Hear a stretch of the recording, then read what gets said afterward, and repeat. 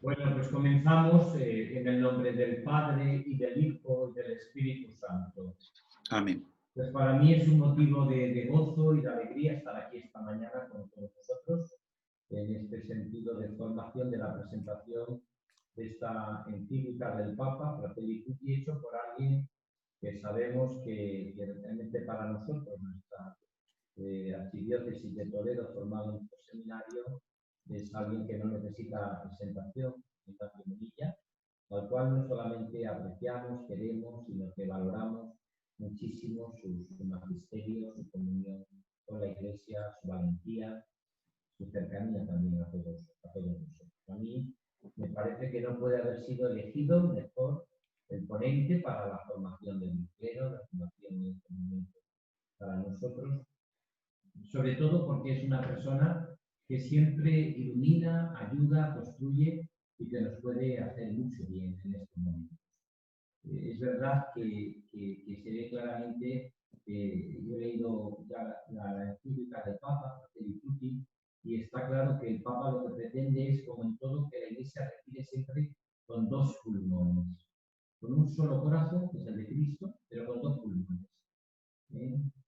Siempre renovación con continuidad, espiritualidad con doctrina social de la Iglesia, oración y vida. Es decir, es esa realidad que el Papa, tan acostumbrado al sufrimiento y tan acostumbrado al discernimiento, por su realidad también de jesuita y de tanto tiempo, pues él lo que pretende siempre es pues vivir esta realidad. Yo recuerdo que en una de las primeras entrevistas que me hicieron a mí los periodistas con motivo de Laudato Si, algún periodista me dijo, se ve claramente que el Papa Francisco va a ser o es un gran Papa progresista, porque lo primero que ha escrito ha sido la primera encíclica que escribió, todos sabíamos que la tenía ya prácticamente concluida Benedicto XVI, y cómo este Papa puede ahora escribir una encíclica sobre Laudato Si, que es una encíclica de la social, del cuidado de la tierra, de las cuestiones sociales. Usted dice que el Papa es progresista, y yo le digo, el Papa es jesuita. Y como es jesuita, pues el principio y fundamento de los ejercicios espirituales de San Ignacio es que el hombre es creado para alabar y beneficiar. Y habla de la creación en el principio y fundamento.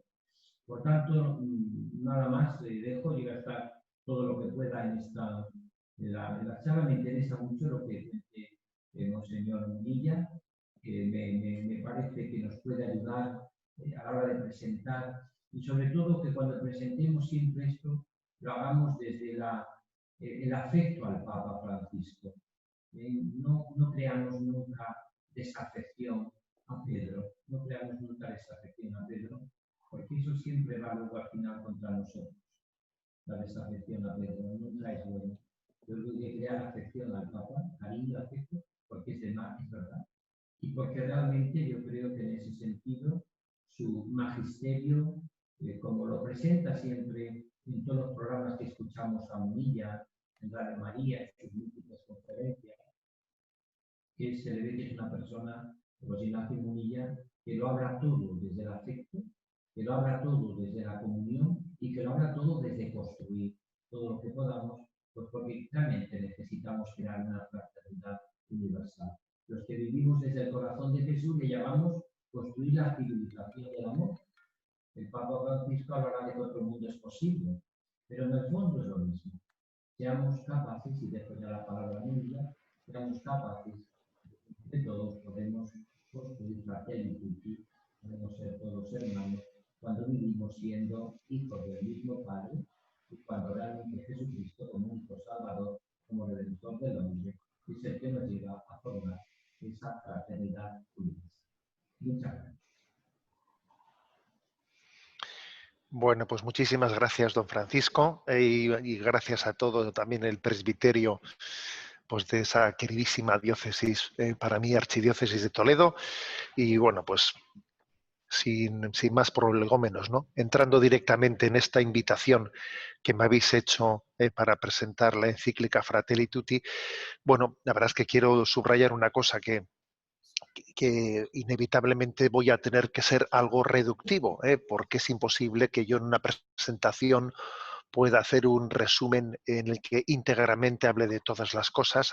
Fratelli Tutti es muy amplio, tiene un espectro en el que se diversifican muchos los temas. Voy a hacer, sí, comentarios sobre su contenido, también comentarios sobre las reacciones que se han provocado con la encíclica, pero es importante saber que es una encíclica de doctrina social que se adentra en muy diversos temas sociales, haciendo una recopilación de las manifestaciones que el Papa había hecho pues, en su magisterio más ordinario, de audiencias, de encuentros. El Santo Padre había hecho muchas, ¿no?, manifestaciones que ahora son recogidas en esta encíclica. Están recogidas muchísimas de las intervenciones suyas en materia social, pues de una manera ordenada. Alguien ha dicho ahí, pues de los comentarios un tanto absurdos, ¿no?, que yo he leído en estos días, pues que era una encíclica autorreferencial por el hecho de que se citaban muchas citas del propio Papa Francisco. A ver, es que el Papa Francisco lo que ha hecho ha sido ordenar en una encíclica muchas de sus afirmaciones hechas en otros ámbitos, haciendo de ellas un elenco de doctrina social. La perspectiva de esta encíclica, como su propio nombre indica, Fratelli Tutti, pone el acento en el terreno común, de colaboración entre creyentes y no creyentes y entre creyentes de otras confesiones. Esto no quiere decir que tampoco que no se dirija específicamente a los católicos, pero obviamente no de forma exclusiva. Yo creo que sobre todo para nosotros los católicos nos está mostrando cuál es el espacio espiritual y ético común con el que tenemos que colaborar en la construcción de una sociedad más justa, de una aportación para el bien común. O sea, que es una gran enseñanza de cómo presentamos, cómo nos presentamos en sociedad para, como cristianos que somos, ser capaces de colaborar en una construcción al mismo tiempo, ¿no?, siendo, sin perder nuestra identidad cristiana, pero de qué manera aportamos, desde qué claves somos capaces de colaborar a la construcción de una sociedad en la que hay creyentes de otras religiones y en las que también hay no creyentes. Y comienzo también por aclarar, por decir una palabra sobre una de las polémicas que se han generado, ¿no?, en torno a esta encíclica, por el hecho de que la encíclica Fratelli Tutti se subraya especialmente la fraternidad universal.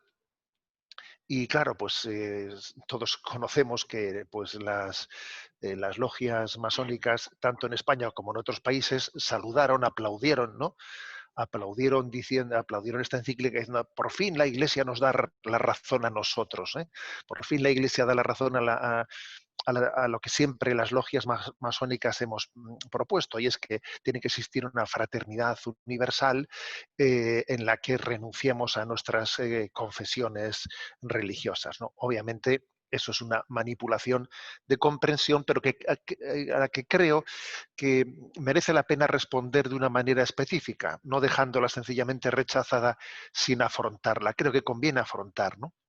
Porque obviamente hay dos niveles de fraternidad y de filiación también divina. Existe una fraternidad creatural. ¿eh? Son todas las personas humanas somos hermanos en origen y en destino. Somos hijos de los mismos padres, Adán y Eva. Y existe una paternidad de Dios que es común a todos nosotros. Todos somos hijos del mismo Dios. Venimos de los mismos padres. Obviamente existe una fraternidad creatural. Pero bueno, también esto es un nivel, y somos también conscientes de que existió la profunda herida del pecado original que hirió esos vínculos de fraternidad, que el hombre se convirtió fruto del pecado en un lobo para el hombre, ¿m? Y que Jesucristo llevó adelante la redención del mundo. El Padre envió a su Hijo, pues, se, y se encarnó, y tomó nuestra condición humana precisamente para poder regenerar fraternidad que había sido profundamente herida por el pecado. Y entonces, por esa inserción en Cristo existe otro nivel de fraternidad, que es la fraternidad nacida de la redención de Cristo, esa fraternidad sobrenatural que recibimos por el don del bautismo. Y Jesucristo nos inserta en su filiación divina, de manera que por el bautismo podemos llamar a Dios Padre en ese nivel de fraternidad, fraternidad de redención y de filiación de redención. Luego existen esos dos niveles. El título de la encíclica obviamente se refiere al primero, Fratelli Tutti, a esa fraternidad creatural, ¿no? Y hacer esta distinción es importante porque existen dos posibles errores de planteamiento, ¿no? Pues existe el error de planteamiento de decir, a ver, en este momento no cabe más fraternidad que la bautismal, que la fraternidad nacida de la redención. Pero quien dice esto se olvida de que nosotros, los católicos, nunca hemos dicho que el pecado original destruyese completamente la capacidad de obrar el bien naturalmente. No somos luteranos, no somos jansenistas, no creemos en que el pecado hirió la naturaleza humana, pero no la destruyó completamente. Creemos en la ley natural. Y es importante subrayar el suelo común ético y espiritual. De lo contrario, el catolicismo no tendría capacidad de construir el bien común en colaboración con el resto del mundo. Y por otra parte, otro error ante el que hay que estar atentos es que la fraternidad a la que debemos de dar prioridad, algunos dirían, bueno, es que en esta situación en la que estamos, la fraternidad a la que hay que dar prioridad es la creatural. Olvidémonos ahora de la fraternidad de la gracia, olvidémonos del bautismo. En este momento subrayemos lo que nos une a todos. Es absurdo. También este segundo planteamiento es un error de estilo contrario, ¿no? Porque, aunque es verdad que la naturaleza humana no quedó plenamente destrozada por el pecado, quedó profundamente herida. Quedó profundamente herida. Nosotros rechazamos también ese pelagianismo, ¿no? Y somos conscientes de, mira el poder del pecado cuando no envías tu aliento, ¿eh? Sin el don de la gracia de Jesucristo, sin la regeneración del bautismo, sin el perdón de los pecados, la fraternidad del mundo, pues obviamente se convierte más en una utopía, más en una utopía que en una posibilidad real. Es la gracia de Cristo la que de facto hace posible la fraternidad universal creatural. Todos conocemos esa famosa frase de Chesterton que es muy, muy, muy luminosa, ¿no? Que dice, quitad lo sobrenatural y no os vais a encontrar con lo natural, sino con lo antinatural. Bueno, luego la prioridad de predicar a Cristo, de predicar el don del bautismo como puerta de salvación, sigue siendo absoluta, ¿no? Por tanto, esa lectura de que Fratelli Tutti pues es una especie de opción de fraternidad masónica, es absurda. Y la prueba es que la propia encíclica integra los dos niveles de fraternidad, eh, los integra y presenta a Jesucristo, no deja de presentar a Jesucristo, propone la parábola del buen samaritano como punto de referencia de cómo construir esa fraternidad. Luego no es verdad eso de que nosotros hablemos de fraternidad creatural o fraternidad en Cristo como si fuesen dos lenguajes incomunicados. No, en nuestra evangelización pues nos movemos indistintamente en ambas perspectivas, las integramos, las iluminamos, ¿no? Pues uno mismo, cuando uno hace pues una predicación, cuando se dirige y responde dudas de quienes nos formulan cuestiones, ¿no? Estamos continuamente en nuestra predicación, como debe de ser, pues a veces respondiendo desde argumentos de ética natural y a veces también respondiendo desde argumentos de una iluminación propiamente sobrenatural. Ambas cosas están integradas. Bien, hecha esta aclaración, que creo que es importante realizarla, me parece que una de las claves de la encíclica está en el capítulo primero, porque el diagnóstico de la situación siempre es muy importante. ¿eh? el diagnóstico de la situación condiciona todo lo demás. Cuando uno no parte de centrar bien dónde está el problema, difícilmente va a buscar bien las soluciones. Es verdad que solo con diagnosticar, con eso no hemos solucionado, pero imposible tener una adecuada, ¿no?, orientación si el diagnóstico estaba equivocado. Entonces, entre todas las cosas, ¿no?, que dice el Santo Padre sobre ese diagnóstico de la situación, a mí me ha llamado profundamente la atención. A ver, soy consciente, de que cuando uno presenta una encíclica tan amplia, inevitablemente está, está seleccionando, y al seleccionar reduce. Luego yo no pretendo en esta presentación que voy a hacer, pues tener un criterio de totalidad, pero voy a poner el acento en lo que me han parecido que son, pues, algunas de las intuiciones más potentes.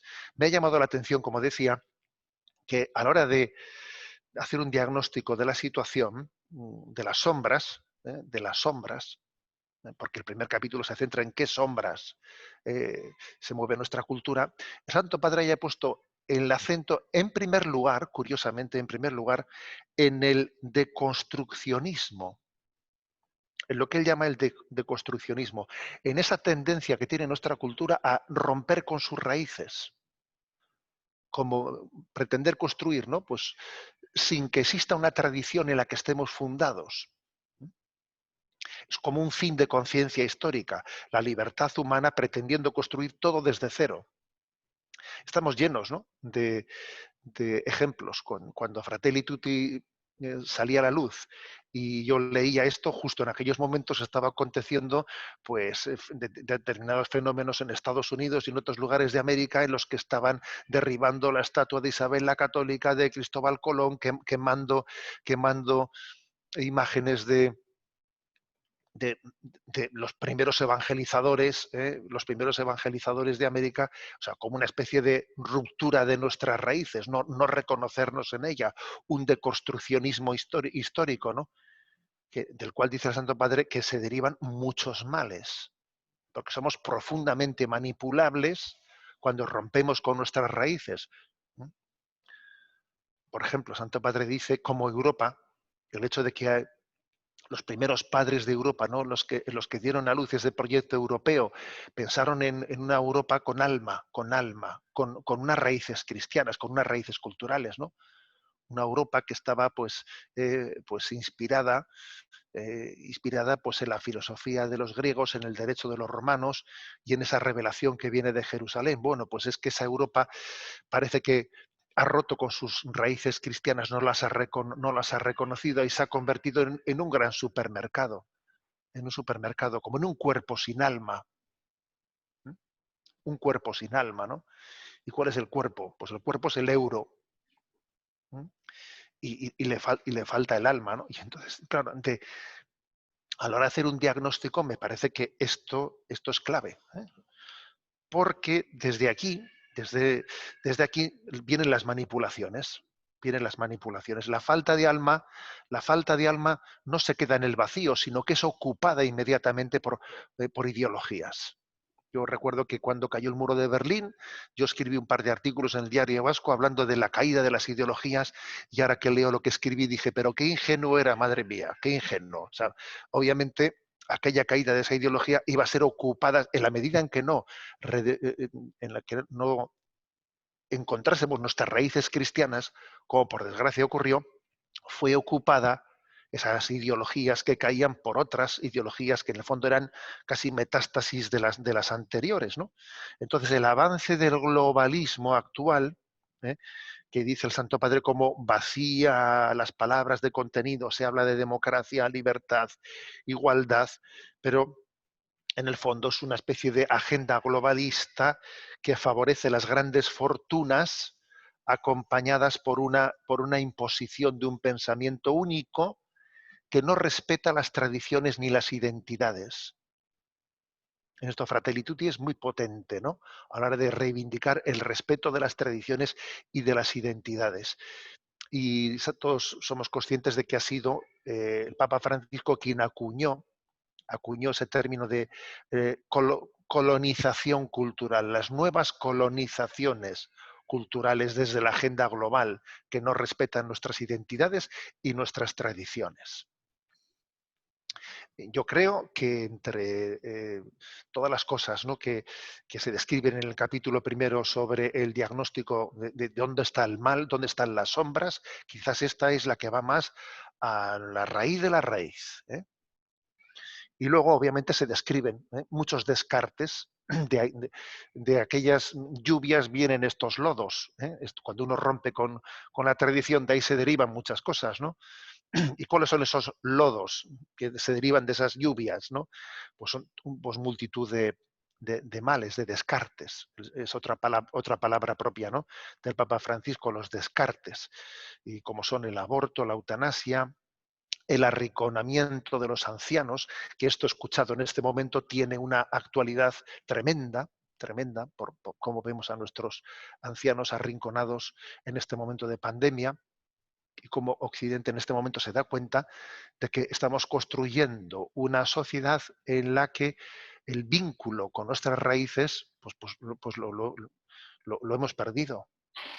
Lo hemos perdido. Ahora cuando uno va a África a visitar así misioneros y te llama la atención, ¿no? Yo recuerdo una aldea que visitamos en Etiopía, visitando unos misioneros, cómo te reciben en la aldea, debajo del árbol se junta toda la tribu y en medio de esa reunión ponen a sus ancianos. Siempre que se encuentran con alguien que les visitan, te presentan a sus ancianos. Esa cultura que se centra en torno a los ancianos, ahora uno ve nuestra situación actual y dice, madre mía, ¿no? ¿Hasta qué punto pretendemos no construir desde cero ¿eh? una cultura, ¿no? Eh, pues, otros descartes pues son todos aquellos que están provocando todos los desplazamientos migratorios, los dramas migratorios por todas esas guerras que no terminan de generarse muchas veces por intervenciones erráticas de Occidente, porque por ejemplo, todo ese gran flujo migratorio que vino de Oriente Medio también fue provocado por intervenciones erráticas, pero erráticas donde las hubiere, ¿no?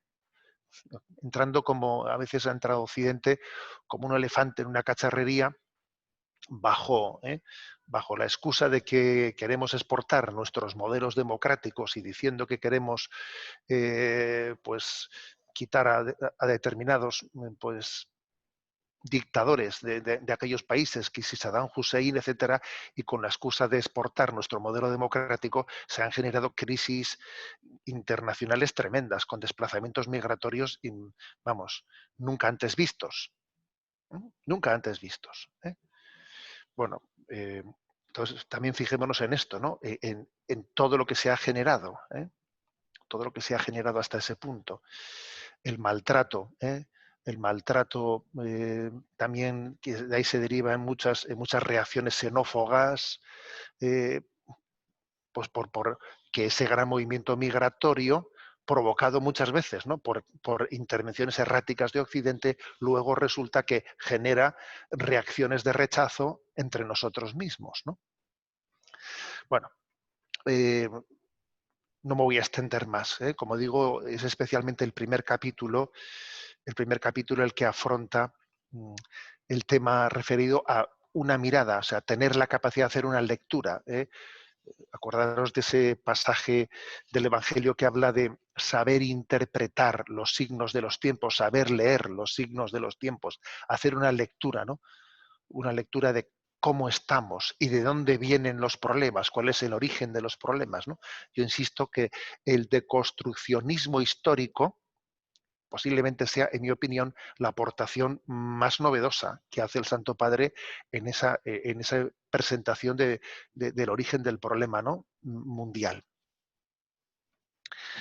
El espíritu desde el que afrontamos este reto es también un interesante. El Santo Padre insiste que el espíritu tiene que ser el de la parábola del buen samaritano, dejándonos de determinismos, superando definitivamente esas concepciones que solemos tener de qué puedo hacer yo en medio de este problema, a dónde voy yo, que soy como una hormiguita en medio de los problemas del mundo. ¿Qué puedo cambiar yo? ¿Qué puede cambiar una acción mía? ¿No? rompiendo con esa forma de pensar, yendo a lo práctico y diciendo, anda, vete y haz tú lo mismo. ¿Eh? No dejando en el tejado de los políticos y de las grandes, ¿no?, decisiones internacionales, sino no perdiendo tiempo, ¿no?, en las teorías políticas, ¿eh?, sino yendo a lo práctico. A lo práctico. Pues por ejemplo, ¿no?, diciendo, a ver, y si en vez de estar perdiendo el tiempo, ¿no?, o estar esperando con los brazos cruzados a que haya una especie de pacto migratorio, si en vez de eso establecemos un corredor humanitario para solucionar una situación concreta que hay en tal sitio, ¿qué? Y si en vez de estar esperando, ¿no?, a que pues cambien las leyes del aborto, si en vez de eso nos ponemos delante de la clínica abortista y a las mujeres que allí se acercan para abortar les damos una alternativa, les ofrecemos una alternativa para intentar salvar esa vida concreta en ese momento, ¿qué? Bueno, yo creo que este es un espíritu el que el Santo Padre insiste mucho, es decir, vayamos a lo práctico, a lo concreto, que la teoría política no nos inhiba de que nuestra gran aportación comienza por lo que tú y yo podemos hacer en este momento. ¿Por qué? Porque partimos de que cada persona tiene un valor infinito. Tiene un valor infinito, ¿no? Luego ese solo por ti el Señor dio la vida, solo por mí, solo por esta persona, con lo cual cuando nosotros, ¿no?, en vez de teorizar, damos un paso concreto de acercarnos a una persona que tiene nombre y apellido, se ha sido descartada y está excluida, pues creo que estamos cogiendo el verdadero espíritu de Fratelli Tutti. Em, yendo a la gran, ¿no?, al gran reto, a la gran propuesta de la encíclica, la fraternidad universal, ¿no?, yendo ahí discerniéndola. En la encíclica se subraya que ojo con que esa propuesta de fraternidad universal nazca de un escapismo que puede ocurrir, ¿eh? Que uno tiene problemas de su alrededor y allí y lo que hace es escaparse y hablar de la fraternidad universal cuando en el fondo con los que tiene a su alrededor ni le aguantan ni los aguanta. ¿Eh? Eso puede ocurrir. ¿Eh? En el idioma vasco, no sé si existe alguno similar en el idioma español, pero en el idioma vasco hay un refrán que dice, etzean ocho, takalean uso, que es como diciendo, en casa eres un lobo y en la calle eres una paloma. ¿Eh? Bueno, claro, también eso puede ocurrir, que uno diga, yo me escapo de la fraternidad que debiera de ser capaz de generar, pues en mi parroquia, en mi familia, con mis hermanos, con mis catequistas, con mi no sé qué, y bueno, y me refugio en una ONG de fraternidad internacional. Cuidado, ¿eh? O sea, creo que algo tan práctico como esto hay que decirlo, ¿no? Y la encíclica lo dice, cuidado con que el llamamiento a la fraternidad sea un escapismo, porque la fraternidad hay que construirla con el más próximo, con el prójimo, ¿no? Y también dice, la encíclica llama la atención sobre otro riesgo, el riesgo de que la llamada a la fraternidad universal se confunda con el pensamiento único. No, en absoluto. Nada que ver. Cualquier parecido es mera coincidencia. La fraternidad universal no tiene nada que ver con esa llamada al pensamiento único.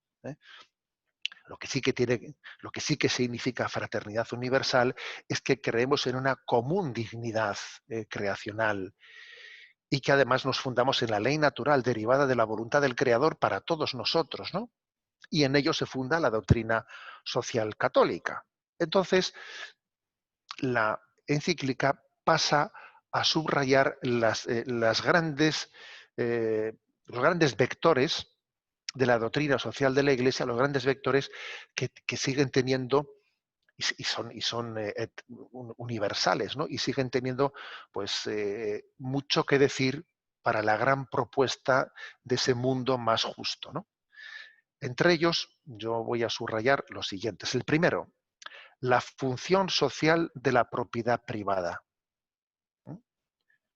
pues se recuerda lo que todos somos conscientes, ¿no? Hay una cita de Juan Pablo II: Dios ha dado la tierra a todo el género humano para que ella sustente a todos sus habitantes, sin excluir nadie ni privilegiar a ninguno. Bueno, existe, por lo tanto, sobre toda propiedad privada gravita un deber hacia un deber social.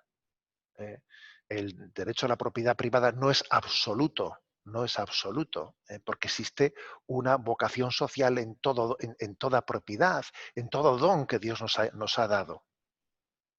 Esto, que forma parte de la doctrina social, pues es muy subrayado, y aquí también se nos traen las conocidas citas de San Juan Crisóstomo, San Gregorio Magno: cuando damos a los pobres las cosas indispensables, no les damos nuestros bienes, sino que les devolvemos los que son suyos. ¿Mm? Este ha sido el ABC de la doctrina social de la Iglesia desde los Santos Padres, ¿eh? Entonces, A este respecto, fijaros bien, en Fratelli Tutti hay una afirmación, que es que lo ideal sería evitar las migraciones innecesarias, porque todo el mundo tiene derecho a vivir con dignidad en el lugar en el que ha nacido.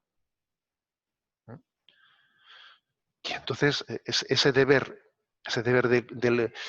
del compromiso contra la pobreza, que tiene que nacer de la función social de la propiedad privada, en primer lugar, debiera, ¿no? Debiera de traducirse en cuál es el compromiso de los países más ricos, ¿no?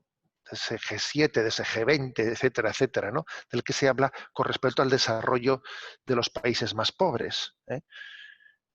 Por cierto, ¿no? Me parece que es una buena oportunidad para volver a hablar del famoso compromiso del 0,7%, del cual no sé por qué últimamente parece que lo hemos dejado en el olvido, ¿no? Ese compromiso de la aportación del 0,7% del Producto Interior Bruto a los países no en desarrollo, pues es que forma parte de ese compromiso de decir: todo el mundo tiene derecho a vivir dignamente y a buscar el desarrollo en su propio país. En su propio país, ¿no? Y permitidme un pequeño excursus a este respecto, porque con respecto a lo que ha acontecido, ¿no? Pues con esta pandemia del COVID, pues el mes pasado el Banco Mundial hizo públicos unos datos terribles, ¿no? Unos datos de que el COVID-19 ha conllevado un aumento de unos 88 a 115 millones más de personas en pobreza extrema en todo el mundo. El año que viene se calcula el año 2021, el efecto del COVID va a generar unos 150 millones de personas más que las que ya hay de pobreza extrema en todo el mundo. Dice el Banco Mundial que después de 20 años de disminución pues ininterrumpida del grado de pobreza extrema, el COVID ha generado pues, el efecto contrario, ¿eh? Pues un aumento muy grande de los índices de pobreza extrema. ¿Por qué? Fijaros, ¿eh? ¿Por qué?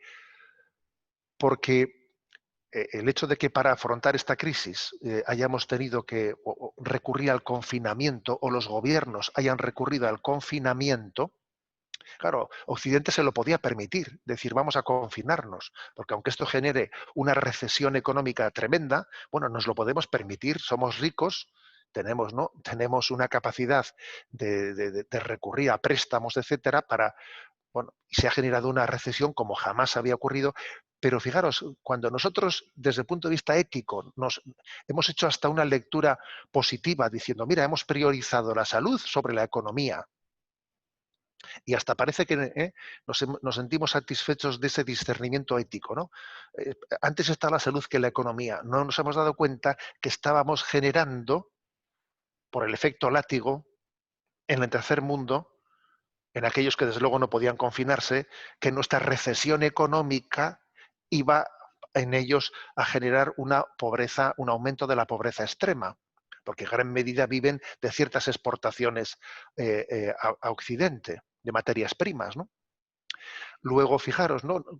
En teoría, priorizando nosotros salud sobre economía, en el fondo hemos generado un problema de salud increíble en el tercer mundo. Repito los datos del Banco Mundial. Unos 150 millones más de personas en pobreza extrema el próximo año. Este año están entre 88 millones y 115 millones. Luego, el principio de la doctrina social de la Iglesia, de la función social, de los bienes que Dios nos ha dado, en este momento creo que tiene más actualidad que nunca. Y además va a pasar una cosa que es más que previsible, no hace falta ser profeta para aventurar esto que voy a decir. Y es que, como siempre que ha ocurrido, cuando han acontecido recesiones económicas, como la anterior que se vivió en el año 2008, cuando, cuando se producen recesiones económicas y los gobiernos hacen presupuestos, hacen sus presupuestos económicos para salir de ellas, siempre se disminuye hasta que se sale de esas crisis, se disminuye la cantidad de dinero asignada para la cooperación internacional. Luego, si ya fuera de crisis no estábamos lejísimos de alcanzar el compromiso del 0,7% del Producto Interior Bruto dirigido a los países en desarrollo, cuando encima se produce una recesión, entonces nos sentimos justificados para que tenemos que disminuir esa cantidad que aportamos. Fijaros, o paradoja, en la crisis anterior del año 2008, Occidente llegó a disminuir hasta a un tercio, el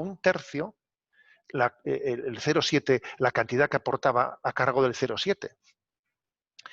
Luego esta es tenemos que ver, ¿no? Que esto está aconteciendo en este momento, ¿no? Y tenemos, bueno, pues toda una llamada a percatarnos de que nuestra riqueza, nuestro bienestar está construido, bueno, pues sobre el sufrimiento de muchas poblaciones. Luego, por lo tanto, en segundo lugar, si Fratelli Tutti dice, pues que, claro, el ideal sería que todos los países tengan esa capacidad de generar de desarrollo y riqueza sin tener que romper con sus raíces y viviendo, ¿no?, en su entorno cultural, pues obviamente tendremos que entender que cuando eso no tiene lugar y más bien retrocedemos en ese camino de la ayuda a la cooperación para que se produzca un desarrollo en los países de origen, tendremos que entender que se produzcan flujos migratorios, ¿o no? ¿Acaso no es una consecuencia lógica de no haberse tomado en serio la llamada al desarrollo, a la cooperación del desarrollo internacional? ¿Acaso no será también una consecuencia de, de las crisis también migratorias generadas por nuestras intervenciones militares? ¿Acaso no será también, fijaros bien, una consecuencia de ese efecto llamada que generamos desde nuestros medios de comunicación globalizados, en los que en el fondo lo que presentamos ante el mundo es frivolidad, frivolidad y frivolidad, y esa frivolidad resulta atrayente, ¿no?, como si fuese una especie de sueño de desarrollo? Bueno, pues esta es la realidad, ¿no? Existe, bueno, pues en este momento un flujo migratorio como quizás antes en la historia, ¿no? Pues siempre han existido flujos migratorios, solo que los números de esos flujos migratorios, la globalidad y la intercomunicación, pues eso lleva a que alcancen cifras nunca antes vistas anteriormente, ¿no? Y entonces, pues Fratelli Tutti discierne sobre esto, discierne. Y por una parte hay que decir, bueno, pues lo dijo de una manera muy brillante, por cierto, el secretario de la Conferencia Episcopal, don Luis Argüello, en la rueda de prensa que hizo al término de la plenaria de la Conferencia Episcopal última, también presentando pues la nota. La plenaria publicó una nota sobre el tema de la ley de educación y publicó otra segunda nota sobre la crisis migratoria a propósito de lo que está aconteciendo en Canarias, ¿no? Y, y a la hora de presentar tal cosa, pues me llamó la atención la precisión con la que el secretario y portavoz, ¿no?, de la Conferencia Episcopal centró cuál es la posición desde la doctrina social de la Iglesia, ¿no? diciendo que obviamente a la hora de regular los flujos migratorios, un cristiano no puede negar, voy a leer literalmente lo que dijo don Luis Argüello, un cristiano no puede negar lo innegable, que es la radical dignidad de toda vida humana, la fraternidad que existe entre todos los seres humanos, ¿no? Eh, y obviamente, ¿no? Pues eso supone que es necesario una regulación de flujos migratorios que tenga en cuenta, tienen que tener en cuenta tanto los derechos de los que emigran como los derechos de los que acogen. Fratelli Tutti dice eso explícitamente. Habrá que buscar regulaciones que busquen ese equilibrio, el equilibrio entre los derechos de los que emigran y los derechos de los países de acogida, ¿no? En esta regulación concreta, seguro que habrá modulaciones políticas diferentes, pues es normal, ¿eh? Hay una legítima pues, modulación diferente, pero a nosotros no nos toca, ¿no? Pues formular pues propuestas concretas políticas, sino que lo que nos toca es subrayar las líneas rojas de la dignidad, la fraternidad, el espíritu de acogida, la importancia de ir a las causas de los problemas que generan esto. Y luego, obviamente, tenemos que dejar que sea la legítima diferencia en la manera de ver las regulaciones políticas las que lleve adelante, ¿no? Pues las regulaciones. Esa fue eh, la presentación que hizo, ¿no? El secretario de la Conferencia Episcopal, que coincide claramente, ¿no? Pues con lo que Fratelli Tutti dice. Eh, Tendrá que haber, pues en las políticas migratorias, un equilibrio de derechos, pero a nosotros lo que nos toca es señalar eh, las líneas rojas. Y posiblemente entre las aportaciones más prácticas que hace Fratelli Tutti es en poner la letra pequeña a estas líneas rojas. Nunca antes, quizás sea de toda la encíclica, la novedad mayor práctica en la doctrina social de la Iglesia, en qué materias entran en esas líneas rojas de la dignidad. Porque vamos a ver una cosa, un Estado podrá, eh, mm, podrá tiene una legítima, ¿no? Pues una legítima libertad en hacer opciones de mayor o menor regulaciones inmigratorias, tiene derecho de ver de hacerlo. Pero lo que Fratelli Tutti subraya es que lo que de ninguna manera podemos permitir es que la inmigración que de facto está con nosotros no sea acogida con la plena dignidad humana. Eso es lo que no se puede hacer, creando guetos, ¿eh? o, o generando de facto situaciones en las que haya ciudadanos con derechos distintos, como en otros tiempos pudo haber, ¿no? Pues en aquellos tiempos de la Roma imperial, en la que no todos los ciudadanos del imperio tenían los mismos derechos, ¿no? Obviamente eso no es admisible. Y es aquí, en el punto 129, 130 de Fratelli Tutti, donde se pone, como os he dicho, una letra pequeña que jamás se había puesto. Y leo un párrafo, ¿no?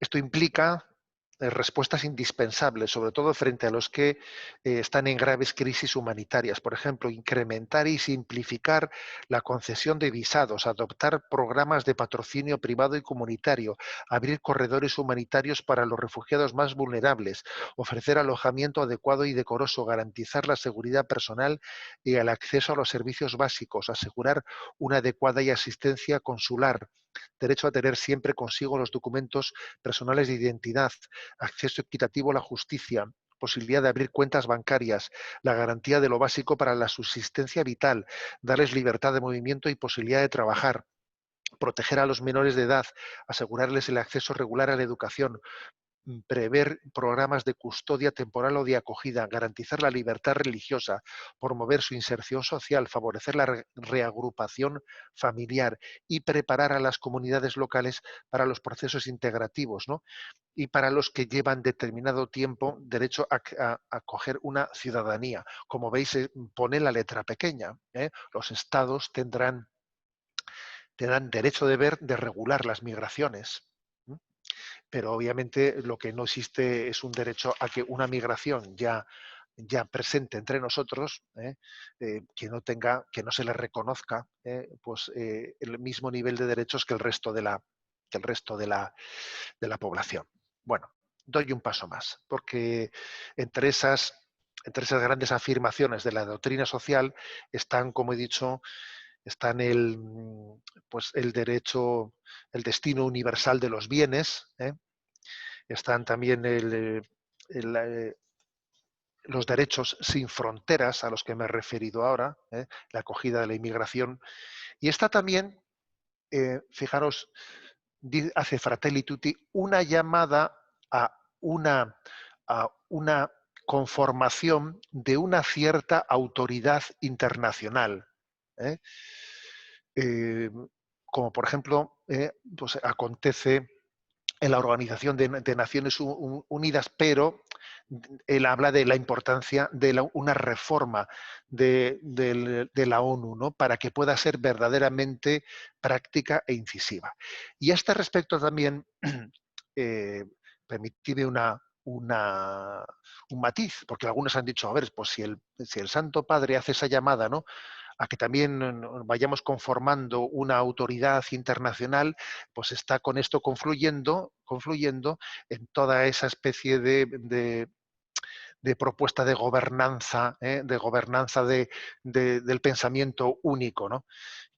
Y obviamente nada que ver, porque todos sabemos hasta qué punto el Santo Padre, lo ha dicho muchas veces, ha sido alguien profundamente inspirado por aquella novela antitópica de Robert Hood Benson, famosa, la del Señor del Mundo. La famosa esa novela de principios del siglo XX de El Señor del Mundo la ha referido muchísimas veces el Santo Padre como, como algo que le ha inspirado en su pensamiento, frente a esa tendencia masónica de introducir un pensamiento global en el mundo que rompa con las raíces culturales y religiosas de los pueblos. Hoy, por cierto, se publica una carta del presidente de Hungría, Víctor Orbán, en la que hace un llamamiento él a no sucumbir a la red de Soros, a la pretensión de Soros y de ciertas grandes fortunas mundiales, de pretender ser ellos, esas grandes fortunas mundiales, las que conformen el nuevo orden mundial. ¿Eh? Bueno, entonces esa denuncia que hace Hungría, que hace Polonia, algunos otros países que se resisten, ¿no?, a que las identidades nacionales se respeten como una manera, ¿no?, de no ser avasallados por ese pensamiento globalista mundial de intereses económicos internacionales, que son las grandes fortunas internacionales las que lo conforman, pues obviamente yo creo que claro que tiene una raíz de inspiración cristiana. Aunque también habría que preguntarles a Polonia y a Hungría y a los países que tienen esta conciencia crítica, qué grado de aportación hacen ellos, por ejemplo, lo que he dicho antes, en su compromiso del 0,7%. Me gustaría también preguntarle a Víctor Orbán y etcétera, porque claro, porque tenemos que ser coherentes íntegramente en todo y no solo en aspectos disociados, ¿eh? Pero obviamente, ¿no?, la propuesta que hace Fratelli Tutti de tomarse en serio algunos resortes de autoridad internacional, pues yo creo que, yo creo, lo mejor es no hablar en teoría, sino hablar de propuestas prácticas. Y dos propuestas prácticas, por ejemplo, son las que Santo Padre ha realizado en los últimos meses. La primera sobre el Pacto Educativo Global, la importancia de que también el mundo entienda que tiene que haber un pacto educativo global, que no se puede hacer de la educación un instrumento de poder y de control. Fijaros lo que ocurre en España, que el presidente de gobierno, pues cuando el Papa, cuando el Vaticano hace público el Pacto Educativo Global, el presidente de gobierno y la ministra tuitean aplaudiendo esa iniciativa y luego aprueban una ley educativa en España sin ningún tipo de consenso, pues con la comunidad educativa, ni siquiera sin haberse sentado a hablar. Pero ¿cómo es posible que estemos invocando un pacto educativo global si luego resulta? porque no creemos en ello, porque utilizamos términos, palabras con las que se nos llena la boca, pero no creemos en ellas, ¿no? El Pacto Educativo Global.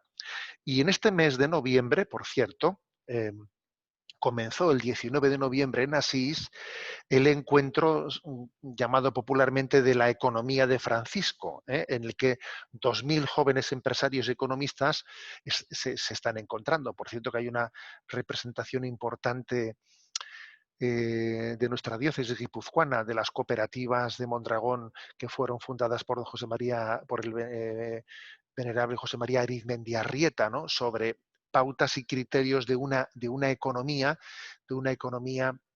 que camine hacia la comunión.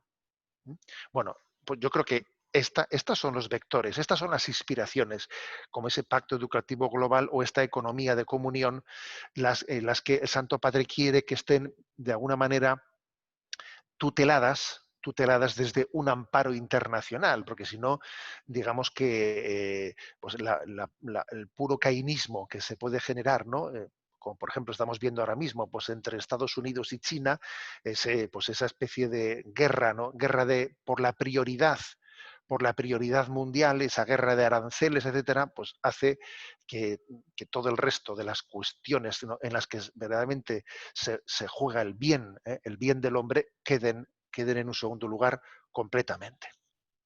Bueno, y voy concluyendo para decir que la encíclica subraya con mucha fuerza, por lo menos dedica 2 capítulos al tema de la educación en el diálogo y la amistad social y en la buena política. ¿eh?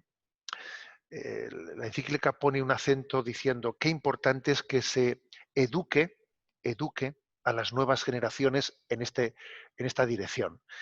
Incluso dice que los héroes del futuro, ¿quiénes serán los héroes del futuro? Dice él.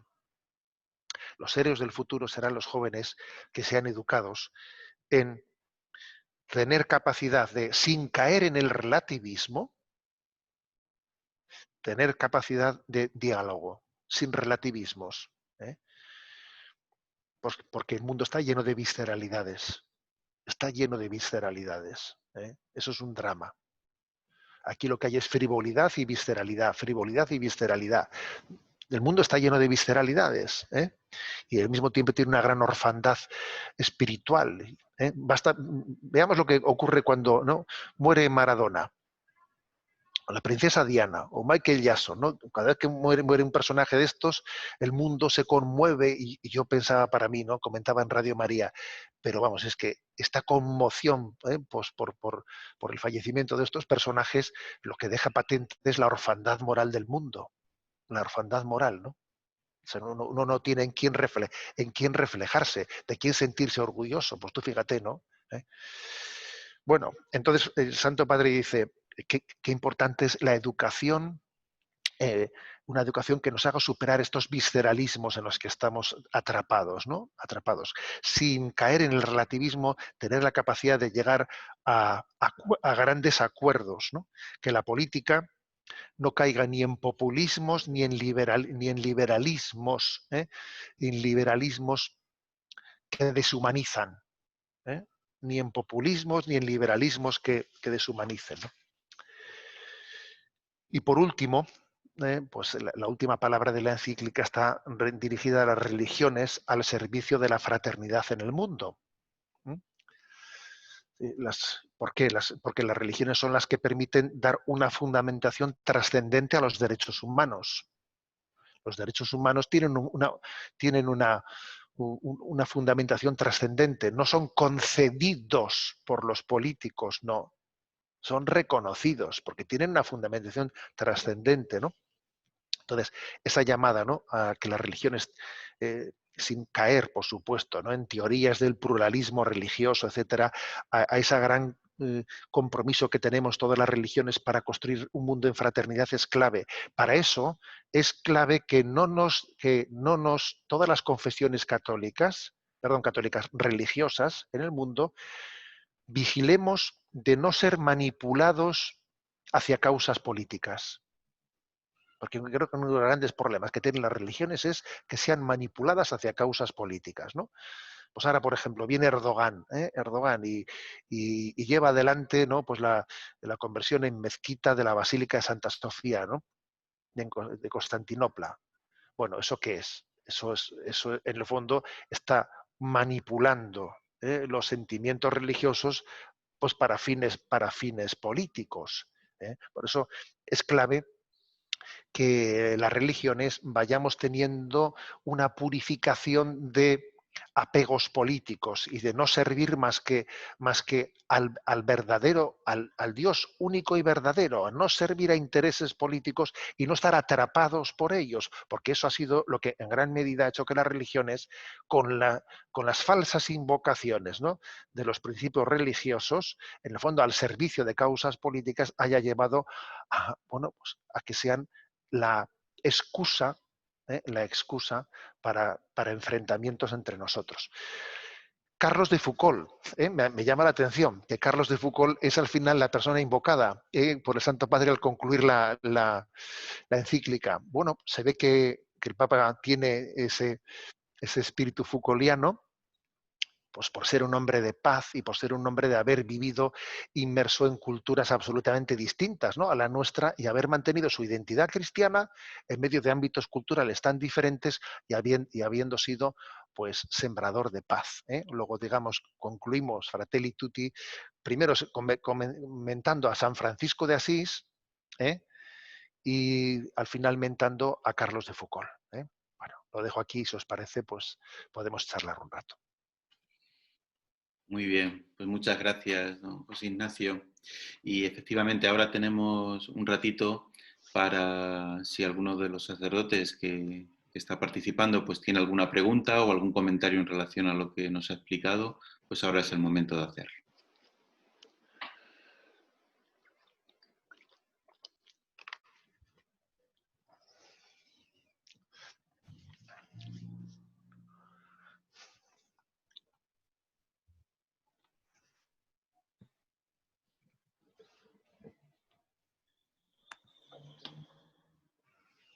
En principio, todos podemos habilitar el micrófono. Antes estaba bloqueado, pero ahora se puede deshabilitar. Mientras nos vamos animando, estaba una pregunta a don José Ignacio, agradeciéndole mucho pues, la integridad con que ha presentado, a pesar de la limitación del tiempo, el contenido de la encíclica. Una pregunta un poco que tiene que ver con las posibles dificultades que hemos visto y que usted señalaba también en la recepción de la encíclica, ¿no? En el sentido de que parece como que el Papa, además creo que desde el inicio de su pontificado, pues es consciente de que habla a un mundo, ¿no?, porque la encíclica no se dirige solamente a obispos, sacerdotes, laicos, sino a todos los hombres de buena voluntad, ¿no? Hay encíclicas que los papas han dirigido solo a los obispos, otras a los fieles cristianos, pero esta parece que tiene un horizonte muy amplio, como otras del magisterio pontificio. Y bueno, como que la perspectiva es un poco de hablar a un mundo que culturalmente ya no es cristiano, ¿no? Creo que eso como que está muy de fondo en ocasiones en sus intervenciones, ¿no? Que además, bueno, pues es un poco... ayer teníamos una charla con un europarlamentario que hablaba a unos laicos de la diócesis y decía, tenemos que ser conscientes de que ya no somos dueños del castillo, sino que el castillo lo han conquistado otros, la cultura dominante no es la cristiana, la política dominante tampoco, ¿no? Entonces, el Papa opta pues, como por subrayar esos aspectos que nos unen con todos. En este caso, usted hablaba pues, de la filiación creatural, ¿no? Nosotros habitualmente hablamos de la filiación divina y pensamos en la que tenemos en el bautismo, por la gracia, pero es un concepto análogo que se extiende pues, también a esa fraternidad universal, ¿no? Entonces, como que a veces pues la insistencia en hablar a un público, un panorama tan global, pues puede dejar menos espacio para el discurso y las enseñanzas a los que están dentro de la Iglesia, a los que viven la fe. Pienso, por ejemplo, en la polémica también que surgió con el tema de las uniones homosexuales, ¿no? A la que, bueno, pues habla en un medio de comunicación con una resonancia muy amplia, ¿no? Pero luego después quizá el espacio para aclarar a los que pueden entender cosas que son culturalmente un poco complejas de explicar, pues como que no se encuentra ese espacio fácilmente. Y no sé si le pasa al Papa o también es incluso a los obispos, a los miembros de la conferencia episcopal, que a veces tienen que tener como muy en cuenta la repercusión de sus declaraciones, de sus intervenciones, y que es difícil encontrar los espacios para hablar a los fieles propios, ¿no? En este caso el Papa, como obispo de Roma, los obispos españoles a los fieles cristianos, porque saben que sus intervenciones van a ser leídas en contextos muy amplios, etcétera, etcétera. No sé. Bueno, yo te entiendo lo que dices, pero yo, a ver, esa dificultad la veo más teórica que práctica, ¿eh? Porque cuando nosotros nos dirigimos a nuestros fieles, por ejemplo, yo cuando hablo en Radio María, a ver, en teoría, las oyentes de Radio María son nuestros fieles, o sea, ahí no estoy en un ámbito, pero sin embargo esos fieles nuestros están en el mundo y están rodeados de montones de cuestionamientos y quieren que tú también en la palabra que les diriges les des elementos para poder dar razón de su fe ante los que no son creyentes, ¿eh? Y, pues, por ejemplo, voy a poner un ejemplo. Si hablamos de temas de sexualidad, querrán también no únicamente que hagamos unas afirmaciones sobre la llamada a la pureza y sobre la condenación de la impureza, sino que demos también razones de por qué. ¿Por qué determinada forma de proceder es moral o no es moral, con razones éticas que a ellos les sirvan para dar también razón de su fe en contextos no creyentes, ¿no? ¿Por qué? Porque hoy en día la mera invocación de la revelación como que Dios nos ha pedido algo y nos prohíbe los actos impuros, a ver, la mera invocación de la revelación, pues tiene que ir acompañada de razones para explicarlo, razones para la fe. Luego, yo no veo o sea, en la práctica, en mi vida, por lo menos, eso no acontece. Yo cuando estoy hablando, pues estoy mezclando ambas cosas. Estoy mezclando, es verdad que las modulas dependiendo delante de quién estés, ¿no? Invocas la revelación y al mismo tiempo buscas también razones de conveniencia ética y apologética. Y apologética. Luego, la invocación de la revelación y la apología explicativa, porque es que al final, fijaros, ¿no? Santo Tomás decía, las cosas no es que estén, estén prohibidas porque son pecado, o mejor dicho, al revés, no es que esto sea, no es que esto sea pecado, porque está prohibido, sino que bueno, me estoy liando. O sea, es decir, no es que algo sea malo porque haya sido prohibido por Dios, no, sino que ha sido prohibido por Dios porque es malo. Esto es importantísimo. Luego, aparte de invocar la autoridad de la revelación, es importante buscar en nuestro diálogo las razones naturales también, ¿no? En teoría, podría haber una dificultad, ¿no? De si me dirijo en un nivel más racional, apologético, o si estoy hablando en un nivel más teológico de revelación, pero a mí mi experiencia me dice que en el día a día ambas cosas uno las modula, las integra, dependiendo de quién tenga delante suyo. Don José María Naya quería hablar. Sí. Buenos días y muchas gracias, Ignacio. Muy bien. Quería continuar un poco la misma cuestión, el tema de los destinatarios, pero concretando ahora en los que tienen una responsabilidad especial en el mundo de la acción social, que son los políticos. Creo que una de las cosas que generalmente a casi todos nos desanima bastante es que ver que, aunque la política incumbe a todos y cada uno podemos poner nuestro granito de arena, sabemos que luego hay unas responsabilidades mayores por parte de quienes desempeñan el poder legislativo y el poder ejecutivo y, en definitiva, por los políticos que están ahí viviendo de esa profesión tan noble como insiste en esta encíclica el Papa. Pero claro, lo que nos encontramos delante de nuestras narices es pues algo que a veces te deja tan insatisfecho y tan preocupado. ¿Por dónde voy a preguntar? ¿Qué se hace o qué se podría hacer para que esta doctrina de Fratelli Tutti llegara a nuestros políticos y pudiera de alguna manera fecundar pues también su labor y su acción? Has puesto antes el ejemplo de cómo tuitean a favor de la encíclica y después hacen justo lo contrario. Pero no estamos solo para quejarnos. Soy totalmente, como tú, muy contrario a quejarnos para nada, sino buscar soluciones.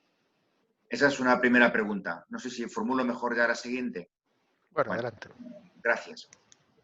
Bueno, me voy un poco del tema, pero no del todo, creo. Creo que justamente porque la situación social y política está tan preocupante, creo que puede haber ahora un peligro a nivel eclesial, pues de centrarnos mucho en lo espiritual. He leído unas declaraciones que has hecho en alguna prensa católica sobre el peligro actual del iluminismo, el peligro del emotivismo, el peligro de dejarnos llevar por formas religiosas válidas, pero que descentradas provocan un relativismo eclesiológico muy fuerte y de formaciones, por tanto, luego de la vida espiritual y apostólica. No sé si esto también puede ser una especie como de consecuencia de esa desafección hacia lo público y hacia el compromiso. No sé si son dos temas muy distintos, pero el segundo también creo que nos puede iluminar mucho porque es un tema de aquí de mucha actualidad para ayudarnos a discernir. Gracias. Sí. Bueno, con respecto a lo primero, de qué manera práctica podíamos llevar a los políticos estas intuiciones de Fratelli Tutti. La verdad es que pues eso, cómo poner el cascabel al gato, cómo concretar, ¿no? A ver, a mí las dos cosas prácticas que se me ocurren son esas a las que he hecho referencia sobre el Pacto Educativo Global, ¿eh? Y sobre este encuentro de la economía de Francisco, que está teniendo lugar o que ha terminado ya en Asís. Yo creo que hay dos grandes propuestas muy concretizadas, ¿no? Que en principio nacen a nivel de, digamos, internacional con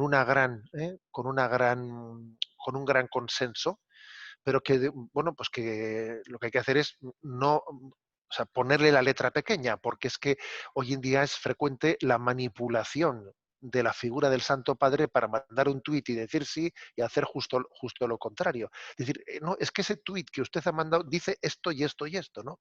Entonces yo creo que sería importante que esas dos grandes aportaciones, la educativa y la económica, hiciésemos de ellas algunos encuentros en el que invitemos a los políticos, que invitemos al mundo político, ¿eh?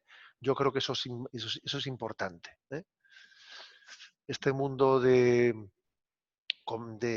la fundación de José María Arizmendi Arrieta, ¿no? Este sacerdote nuestro declarado ya venerable, que fue el fundador de la cooperativa, del movimiento cooperativista, etcétera. La verdad es que está teniendo una gran capacidad de diálogo y de encuentro con el mundo y con la clase política, ¿no? Y bueno, yo observo, yo con admiración, francamente, ¿no? Observo pues que están obteniendo grandes consensos en los principios, ¿eh? En los principios. Luego, lo que yo quiero ver es si eso después llega a las cuestiones más prácticas, ¿verdad? Pero por lo menos en los principios están alcanzando grandes consensos. Luego yo ahí propongo estas dos cosas, el Pacto Educativo Global y ese encuentro internacional sobre la economía, ¿no? Y con respecto a lo segundo, pues estoy totalmente de acuerdo contigo. Y fíjate que yo cuando en esa entrevista sobre el auge del iluminismo, etcétera, no se me ocurrió hacer referencia a esto que tú indicas, que creo que es muy cierto, que detrás de ese iluminismo también se esconde una dejación de nuestra vocación social. ¿eh? Es que es obvio, o sea, es un desconocimiento de la doctrina social de la Iglesia, como que eso es una... existen, por desgracia, ¿no?, ambientes iluministas en los que la doctrina social de la Iglesia les parece una mundanización de la religión. O sea, es que es duro lo que estoy diciendo, pero es así, es en el fondo es no percatarse de toda la fuerza que tiene la encarnación de Cristo en la transformación del mundo y en la transformación de la sociedad, ¿no? Es plantear una religiosidad como pura fuga mundi, fuga mundi sin esa esperanza de que el reino de Dios esté aconteciendo y esté transformando la sociedad. Sin duda, el refugio en el iluminismo, que tan fuerte que estamos viendo, ¿no?, como una reacción desequilibrada a la secularización, ¿eh?, pues desconoce, es un perfecto desconocedor de toda la riqueza de la doctrina social de la Iglesia. ¿eh? Y confunden doctrina social de la Iglesia pues con marxismo. Pues es que, claro, por desgracia es así. Don Emilio Palomo quería también intervenir. Qué bien, Emilio, qué bien te veo. Querido don José Ignacio, muchas gracias por este rato que nos estás dedicando. Es una alegría verte y siempre escucharte en Radio María. En el número especial que sacó Ecclesia, dedicado a la encíclica, y en algún otro artículo, bueno, yo encontré una frase feliz de esas que tú también tantas tienes, que resumen muy bien, y decía que Fratelli Tutti da respuesta a la necesidad en este momento, porque el siglo XX se le puede llamar el siglo de la libertad o del intento por alcanzar la libertad, el siglo XIX, el siglo de la libertad, el siglo XX de la igualdad y el siglo XXI, el siglo de la fraternidad. Y esa frase a mí me hacía pensar que esta clave no será una clave que en este momento el Espíritu Santo suscita para la evangelización. Hablamos de Fratelli Tutti en clave de doctrina social, indudablemente, pero también en este momento que necesitamos anunciar a Dios Padre, Hijo y Espíritu Santo, Fratelli Tutti no nos puede dar claves pues como muy fuertes para la evangelización de la gente, de los no creyentes, o de hacer esa reconquista, ¿no?, de lo que es el corazón del hombre. Me parece que, no sé, insistimos y es necesario nuestra aportación a este mundo globalizado, pero también nuestra aportación en este anuncio de la fraternidad que el mundo no puede entender, como tú has dicho, si no es a través de Jesucristo. No sé, esta clave de la evangelización, por si querías un poquito darnos alguna nota. Bueno, pues me ha gustado mucho. Gracias. Gracias a ti. Y si puedes, me envías, por favor, esa frase o ese pensamiento que recogisteis ahí, ¿no?, en Ecclesia, que me parece muy luminoso. El siglo XIX como un siglo en el que especialmente se reivindicó la libertad, el fin de la esclavitud, por ejemplo, ¿no? El siglo XX de la igualdad, y el siglo XXI, ojalá, ¿no?, el de la fraternidad. A ver, yo creo que el mundo suspira por esa fraternidad. Eso que antes yo he dicho, que es curioso, ¿no? Es curioso ver ante la muerte de Maradona, y además no es la primera vez que ocurre esto, ¿no? O sea, qué tipo de reacciones, ¿no?, de reacciones sociales se producen. En el fondo está como subrayando el hecho de que necesitamos puntos de identificación para que entre nosotros tengamos un proyecto común, ¿no? O sea, ¿yo con quién me hermano? Porque voy a decir que la tecnología es un gran reto frente a la fraternidad. La tecnología, que el siglo XXI obviamente va a ser el siglo tecnológico, o sea, lo está siendo ya. La tecnología es capaz de acercarnos a los que están muy lejos y es capaz de alejarnos a los que están muy cerca. Eso está aconteciendo, es ambivalente donde lo haya, ¿no? Y también que está generando una gran sensación de soledad. El drama de la soledad se está percibiendo en este momento más que nunca, ¿no? Entonces yo creo que el mundo va a necesitar de la proclamación de la comunión de los santos, que nosotros existe una comunión en Cristo, ¿eh? Los obispos de la provincia eclesiástica de Pamplona, que también está integrada por Jaca, por Logroño y San Sebastián, hemos escrito una carta pastoral con el título de El desafío de la soledad. ¿eh? El desafío de la soledad. Y claro, pues hay, hablamos de cuatro tipos de soledad, ¿no? Una es la soledad vocacionada, otra es la soledad, bueno, libremente aceptada, pero luego está la soledad egoísta y también está la soledad impuesta. Entonces, a ver, la única manera, ¿no?, de superar ese drama de la soledad, que es un pedazo de drama. En España hay 4.700.000 hogares unifamiliares. Esto es, o sea, tú sabes qué grado de soledad es ese. Entonces necesitamos, el hombre necesita, ¿no?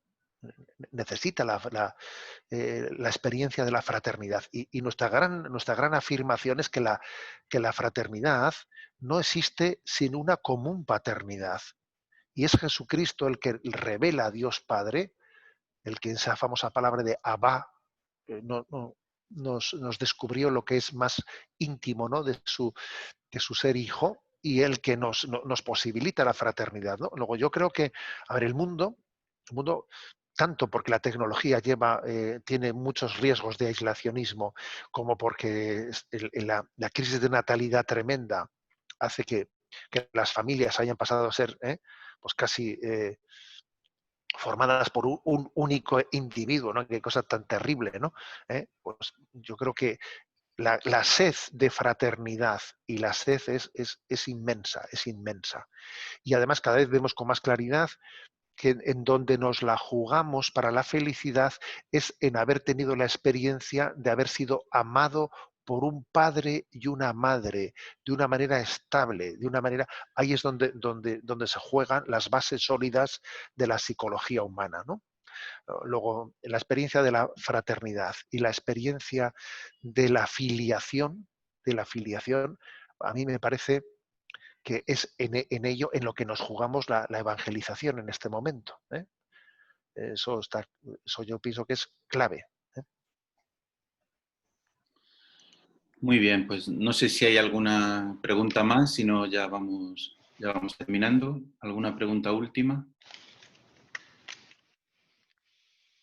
Bueno, pues muy bien, pues Bueno, ya. ¿Sí? ¿Alguno quería preguntar? Creo que no. Bueno, pues ya simplemente vamos a terminar. Me gustaría pues agradecer de nuevo a don José Ignacio pues estas palabras, su presencia pues, a través de este medio, y siempre es un gusto pues contar con usted y escucharle. Muchísimas gracias. muy bien. Y para terminar, pues creo que ya don Francisco nos ha tenido que dejar. Entonces, si le parece, pues podemos terminar recibiendo pues la bendición. Sí, con mucho gusto. Bueno, me encomiendo vuestras oraciones, que somos conscientes de que también hemos recibido tanto en común, hemos recibido tanto y que entre nosotros hay una fraternidad que es muy hermosa, ¿no? Por esa herencia común de tantos padres espirituales de los que hemos vivido, de los que nos hemos enriquecido. El Señor esté con vosotros. Y con tu espíritu. La bendición de Dios Todopoderoso, Padre, Hijo y Espíritu Santo, descienda sobre vosotros. Amén. Amén. Muy bien, pues hasta prontito a todos. Mucho ánimo. Y Así es. feliz Adviento. Que sí. Igualmente. Venga.